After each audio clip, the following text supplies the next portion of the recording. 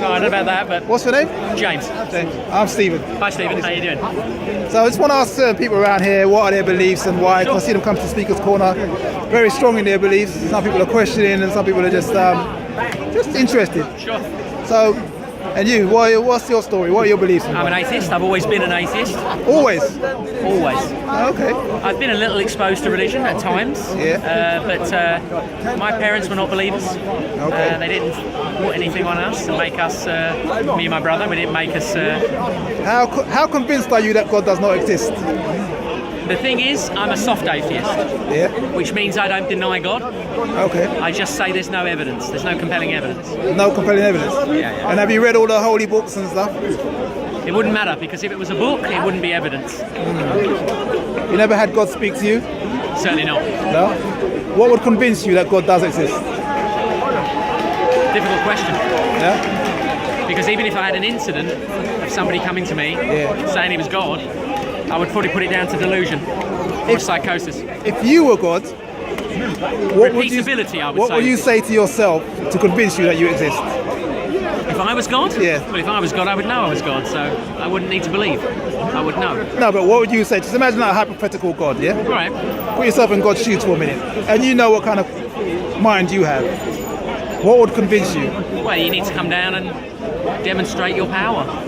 In what way? It way? wouldn't mean you were definitely the God. Yeah. It would mean you were a powerful creature that came down. But you could do things that were scientifically impossible. Yeah. So are you open to that experience? I'm open to any evidence. Yeah. So you realise you might be wrong? We don't think about that. Yeah. Science is based on assumptions. It's not based on the paradigm itself. It's a model. It's a paradigm, and it's based on assumptions. Have you heard of street epistemology? Sure. Yeah. Sorry, what was the first part? Street epistemology. No, street knowledge. But what are you going to say about that? Like, on a scale of 1 to 100, yeah. 100% being that you're 100% convinced God exists, to 1 where you're 100% just convinced that God doesn't exist. I can't answer the question. Where would you be on that scale? I'm not, because if I answer that question, I'm denying God. So I wouldn't do that. I would say that I'm in a neutral position. So in other words, you need to come with evidence, and then we talk about the evidence. But I'm not denying God, and that's the most important thing. It's agnostic, basically. So you're agnostic? No, I'm not. You're not agnostic? I'm an atheist. But can you be an agnostic? Agnostics view the evidence and say they're unsure. Yeah. I'm reviewing the evidence and saying you've got no evidence. So you reviewed the Bible. What, sorry? Have you read the Bible? Bits. Yeah. I mean, I'm not denying that there may be elements of it that are historically accurate. And you read the Quran? Bits. Yeah. And what part of it that doesn't sit well with you? A creator creating the universe. Are you saying all of it then? It's basically, it's a fairy tale. And it's so obviously man-made. It's a product of an imagination and also a need to control. It's a very useful tool for control. Do you think you'd be open to a conversion event in your life? Like maybe if you became really ill and sick, and then someone like this is it, isn't it? This is what religion holds for people. It's hope. Yeah. The thought of death. The thought that death is the end. Yeah. We get this brief glimpse, and I love life. I don't know about you guys, but I love it. So the idea that it's gone, the idea that everything that we do is worthless, that our children are gone, that the people that we loved are gone. I can understand, this need to have hope. I'm not finding paradise here without having to go and wait until it's the end to find paradise. I mean, that's very convenient. Are you an atheist as well? Yeah. So you don't believe in any heaven or hell? No, it's here. Yeah. This is heaven and hell. This is heaven and hell. So do you fear hell when you die? If you don't believe, you might be going to hellfire? This is Pascal's paradox. That do we feel there's a risk? Yeah. May I ask you one thing? No, right? Yes. Would you rather sort of live your life now, do what you want now, and not worry about that theory, or would you rather just basically gamble that all for the glimpse of something that may or may not happen? Like, for example, I'll give you an example per se, like cheating on your wife in this country. Yeah. it's against the law. You understand me? You can get put through the court system that way, but that there's recurrence. So do you worry about what some God's going to do up there just because you want to stick your penis into something else for the day? You know, I worry about my wife's feelings. I worry about hurting her feelings right now, in the here and now, because obviously I don't want to make her heart break her heart. Yeah, no, like I wouldn't want her to do the same to me. I get the emotional bit. Say for example, she doesn't want a divorce. Example, like she's a Roman Catholic, she don't believe in divorces. Then what do? If your love's dead, then there's nothing there. You still have your needs, no? Yeah. And like, would you rather live an unhealthy life? In my view, that would be an unhealthy life because you're not living that happy existence for just a glimpse of maybe a possibility of going into a place called heaven. Does that sound like hell there? What do you think about that? It just doesn't cross my mind. I mean, if religion is off the table because there's no evidence, then I don't have to worry about or consider these things. But you wouldn't, if you got a wife, you would feel immoral if you had sex with someone else outside the marriage or in the. I wouldn't. You would cheat on your wife. I wouldn't worry about it. I wouldn't see it as a moral or immoral action. I just see it as a physical necessity that I felt that I needed it to be fulfilled. But don't you have a emotional contract with your wife? I do. So don't get me wrong, I won't object to it. Moral objective. So do you object to what he just said? Yes. Having no problem cheating with your wife? I won't. No? Well, you're an atheist, but you have a problem cheating with your wife, yeah? I believe in objective morality. Yeah, because your wife, you wouldn't want your wife cheating on you because you'd feel It's the hurt. harm principle, right? How would you feel if your wife cheated on you? Would it hurt you? I don't think it would. Let's just. Are you married? Yeah, I was. I would just say for a very long time as well. I'll give you an example. When you get married, yeah, I'm sure you're married as well by the sounds of it. You've got a very settled down voice. I'm not married, but I have a girlfriend that I'm intending to, probably one day get married to. Now, I just wish to emphasise, when you have sex with someone just on a one-off, do you feel that emotion connection there? Yes. I don't. When the act is done, I'm not going to roll over and start talking pillow talk with her. With my wife or with my girlfriend, I do that, and we do lots of the pre-play and the after-play. But we don't. It's not what it is with my wife than what it is with. Are you divorced now? Yeah. Maybe that's the reason why. Maybe you didn't care for her feelings as much as you should have. No, the reason why we had a divorce is because my son come into the relationship, and basically my wife gave 100% of her time to something that she wanted to do. It was a very amicable decision. We didn't separate nastily, and that was that. She moved on, I moved on, and that was it. It weren't. Okay. Well, thanks for that opinion. Very interested in you too as well, and you. Oh, what's all that about? We didn't even talk about free will. So what is your channel? London Black Atheists. London Black Atheists. This is interesting. Yes. I've been. Oh, I think you used to have a table here, didn't That's you? That's right. Yeah. Well, I'm a London white atheist. Okay. What sort of reaction do you get? Huh? What sort of reaction do you get? Well, when you first used to come here, obviously you can't put our tables up no more because they banned all that. We used to get a lot of people interested, like coming up saying, "Oh, where did you get your morals from?" and stuff like that. And like we're really evil people and stuff, and why you got the name Black sort of thing, you know? We get attacked a lot. Were you coming on the? I can't remember. I used to see your table. I know because I've been coming here for generations. I won't bore you. But were you coming from like Darwinism angle, the whole thing, or are you just coming from the logic of the whole thing? I believe in the whole Big Bang evolution. We all evolved out of Africa.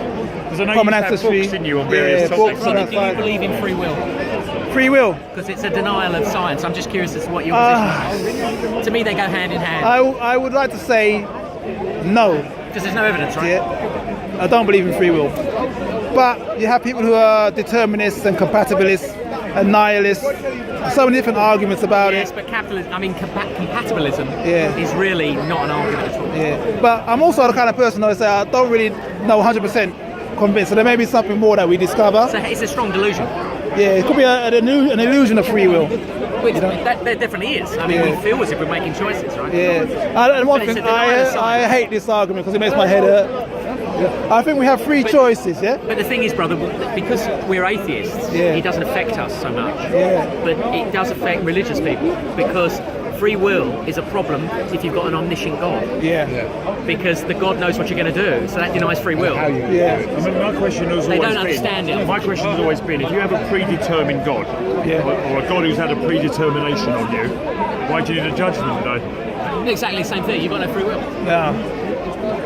It's a big problem. So God knows Free everything. will, but he knows what you're going to do. He's written a book from the start to the Why is he finish. punishing? It's like watching a movie and then punishing the bad guys. Yeah, yeah. You know, he's He already knows if you're going to go to heaven or hell. It's predestined what you're already going to do, so therefore why do you do the judgment day? I think the atheism question actually really is as significant as the free will question. I think they are interlinked because Yeah. you've got to go that extra As an step. atheist, you would have a complete answer for why there's free will. It's because it's non-existent that the It doesn't being exist. stopping I mean, it doesn't exist. Yeah, as an atheist, it's not a It's problem. the absence of the whole thing in the But for a first place. religious person, we need to have free will to sin. Right. Otherwise, the religions, But they say if you haven't got free will, then they're just robots. which we are. We're robots to the master megalomania. No, well, we are robots, but Yeah. the delusion is strong, right? But then I think myself, can God create a place where you have free will, but there's no sin, like in heaven? Because in heaven people have free will, but there's no sin. Exactly. So they don't have free will. The problem with coming to Speaker's Corner and trying to debate with the religious people I found over the years is they have what they call the lock-in. Yeah. So even if they as humans can work out your whole thing and always making a good point here, they have to go into the lock-in, which can't And get then you press to the the... reset button. It's Yeah. almost going, oh no, boom. Let's go back to the agnostic thing. That's it. Otherwise, maybe we didn't mention it. The lock-in. That's the most interesting thing for me. Is like when people demand that if you're a soft atheist, they want you to be in the agnostic camp, Yeah. and I'm vehemently opposed to that view because they want you in this camp of not sure. Because Gnosticism is about knowing and not knowing, Yeah. and atheism is about theism and non-theism. And they bring you into this. They want you desperately to be an agnostic, and they also desperately want you to be a hard atheist. They want you to deny God, Yeah. which is But not. then agnosticism to me, like for instance, if I had asked you 200 years ago, how does the sun burn? Right. And you would say, I don't know. You're agnostic. Then I could say my belief is that the sun is a god. Yes. Right. And it burns itself. And then I would be an atheist as well. No, but then there's no way to disprove what I'm saying because you don't know about nuclear fusion. That's right. So that's the difference between So agnosticism and religion is agnostic. for its time, isn't it? But religion has moved, hasn't it? Yeah. Because it's now gone pre-Big Bang. So it was in the heavens. It was there. It was up there, the sky. I mean, in the Quran, You know it what the talks biggest about. enemy of religion is? Yeah. Time. Yeah. Time's moved on, they still can't prove what they say Yes, but is there. brother, they've done it now because they've moved it back. They've said But it's. time has been their problem now because They're even saying the multiverse is created nothing is by. happening. Nothing's happening. Well, we don't know. It's like imagine you had a bomb, yeah? Right? And you're on this bomb, the shell of this bomb. Yeah? Now it explodes. Boom. And over time we've discovered consciousness and how to work things out. And we've discovered that we've come from this bomb. There was an explosion 13.8 billion years ago. And we're part of this explosion. There's no way of just saying how that bomb got there, or what the bomb was made of, or what was before the bomb was That's put right. there. We know very little about the Big Yeah. Bang. Is a term Yeah. for describing something we have absolutely no knowledge It of. could be a previous collapsed universe. One It could be guy came anything. up to me That's the just most now. likely. Infinite He regression. ended Of course, the debate religion. about the existence of God, and he says to me in a very arrogant tone, he goes, I feel sorry for you, you've still got the question mark on you. And I said, it's the question mark that keeps me alive. Yeah. The question mark means I carry on exploring. Yeah. It's That's like life. The point you get up in the morning to get on a plane and travel to a new destination in your life is called exploration. It's The like- question mark is always there our whole it's life. like being in school. Like this world is like our school. We're just learning and learning and learning what's happening. And you need to be humble to say I don't know everything, so you can learn and discover. This is the problem, though. If with- you said you know everything already, But that's what the religious people Yeah. demand, that we as atheists or science people, So whatever, you know what he threw in? naturally. You know what he threw in? At the end, he goes, they love this. I feel sorry for you. It's almost like a patronising Yeah, but they insult. demand. So I go, well, I feel sorry for you because I think you're deluded. And of course, you go, oh, look at me. They demand But that you we see know that everything. from both The answer angles we of don't. this. They say, but what's the Big Bang? And if you can't give an answer, which we can't, they say, well, there you go then. As if that's a fait accompli. But he said to me that it's you've got a over. question mark. I said, yes, I'm very proud of the question mark. It makes me an exploring individual in my No, life. what it makes you, Ian, is someone who is willing to accept the truth that we do not know. That's right. And if you say you know when you don't, you're a fool. Look, That's the definition of a I'm fool. sure that for all of us, there's places in the world we've never been to yet, and I might suddenly go, oh, fancy doing that this year. Why? It's the innate exploration within us. We want to know and find out and travel. That's one last question, Dad. Yeah, go for Yeah, it. go on. Where do you get your morality from? I get my morality from an evolved, we're social creatures, so it's an evolved process that teaches us that if we do anything harmful to our society, that we ultimately lose. Okay. That's it. So it's pretty much the harm principle, I guess what you would say, the utilitarian harm principle. But it's actually a little bit more than that, because we actually evolved to be social creatures. Yeah. If we do bad, if we rape, there's a kickback to that in society. We create a society that's non-functional. In fact, what we end up doing is destroying social cohesion. So I would say that our morality comes from the fact that we are social creatures. If we were sharks, is the example I give, then yes, we may kill our fellow sharks, and we may eat them. And maybe that's what we would do, and that would be our morality, that we kill for sustenance. But we don't. We very much are social creatures, and we know that we destroy social cohesion by harming others, and that's where we get our morality from. And you? That's a very good answer you gave there. Very, without being long on this, very simple to me.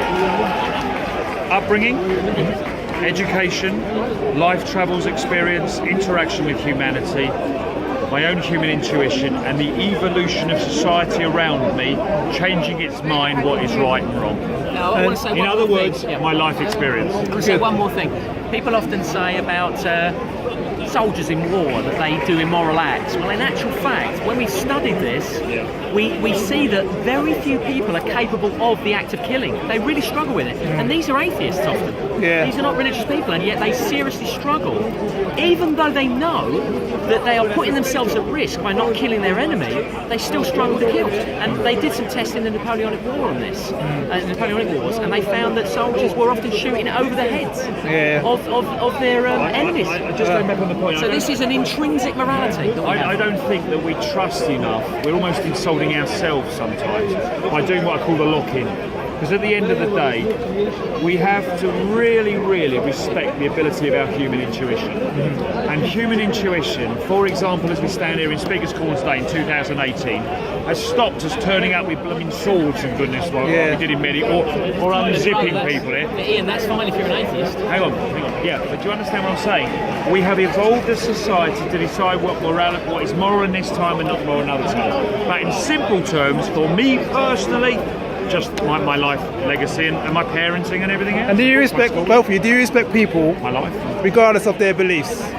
They have to have someone's a Muslim, a Christian, Do I respect them? Yeah. or As a person, I respect yeah, them. especially, yeah. I respect them as a person, but that doesn't mean I wouldn't attack their Or criticise their beliefs, their yeah. beliefs, criticise their beliefs. I don't believe in the sort of sanctity of ideology. I think we should be able to attack it and expose it where it's a problem, because otherwise we end up in that sort of moral relativism, which is the death of society, right? If we go down that, you know, if we concede to moral relativism, we are finished. As Do a you culture. think that belief is just part of the human experience? Like you're not I superior as believe being it's a... innate. Okay. I believe it's innate. I think this desire for meaning gives us this Answers to questions we can't answer. It makes us want to believe. It makes us want to explain it. So we see the sun. We go back thousands of years. We see the sun. We want to put meaning on that. Right? So we create gods. Yeah, but in trying to get that, I agree with you. But in trying to get that meaning and answer that you're talking about, what religion seems to have done is taken a book, closed the book, and gone, "That's the answer." Yeah, I see what you mean. What we as atheists why have we're to all do, atheists, right? what we as atheists have to do, I believe, is do exactly what the guy who just felt sorry for me for and keep the question mark. Yeah. That's what it's all about. Let's crack open that book a He little didn't bit. realise by saying I had the question mark, he thought it was an insult. It's actually, no, Of course, it's exactly what I should there's do. moves now towards. I mean, a lot of the left now are espousing moral relativism about cultures. They're saying, well, you know, there's, for example, it's female genital mutilation. People are saying, well, it's a cultural issue. Instead of saying, hold on a second, can we not look at this from a scientific point of view and see whether this is harming a child? Which I think there's strong evidence to. For me personally, I'm against male genital mutilation as well. So we could go down that route as well. I picked on FGM because there's some definite evidence that it changes the physiology of the girl when we do this. You know, Actually, we're speaking at a very important day today. I don't know whether you picked up the news story today, but it is now law today that you are liable now to give up your organs on death regardless of anything. Which I agree with. Unless you opt out. So what it will mean, the religions will have to do an opt-out clause because technically they can take anybody's organs on death now. I'm actually okay for them to actually pass a law that says they've got to take your organs. Because but if you were talking to a Jew, if you were talking to a Jew, or you're talking to other religions, the Jewish people, their whole thing is they have to be buried in whole. So what you're going to do, people are members of burial societies in Judaism, they're members of burial plans. So what you have to do, you have to go to the Beth Din. The Beth Din is the rabbinical court of Judaism, and what they have to do now is get the people who don't get the secular. Someone might say, I don't care. But others will go, it's now a law so-and-so, and they're going to have to sign saying, no, we do not give consent to give our... The thing is, if we know, as moral objectivists and as atheists, if we know that so many lives will be saved by forcing everyone to give their organs, but no opting out, I'm saying, without opting out. If we knew that, it would be surely, you know, we would be compelled to argue. Now what's going to happen now, I'm sure of this is going to happen, they're going to write any Jew living today, because Jews have their burial rights, Jews pay into their burial rights. So what they do is they bury it immediately, because they're very, very quickly, it's already prepaid. I reckon there's Jews today, the synagogues are going to issue letters now saying the law has changed, do you give consent or not consent to the removal of your bodies? Because some people are going to say, no, I want to be buried in whole, that's the religious faith. Now technically, it's very hard for a Jewish person to be buried in a Jewish cemetery. If you die, you're not supposed to give out your organs. There's no organ donation. You have to be buried in whole. So this new law means that the rabbinical society will have to go to their whole community and say to them, do you accept that you may give up your... It's quite interesting. But whereas before it was automatic, they could just say no. This is where I would have a problem respecting a religious belief. If I could save the lives of those organs, I would have a real problem. I would save the life from an atheist point of view, but as a Jewish perspective, it's difficult. I totally agree. And can you give organs in the Jewish faith? In Jewish faith, I'm not saying that you can't be you can't be an organ donor. There's a lot of Jewish people who like to be an organ donor. The problem is the Jews will not bury you in a Jewish cemetery if you're an organ donor because you're supposed to be buried in whole. Guys, I'll go in this conversation now. What they're going to have to do now. What they're going to have to do now. Thank you very much. I've got to go. Yeah, thanks a lot, mate. Brother, real pleasure to speak to you. Now, and you, sir. with the new law that's coming today, you have to get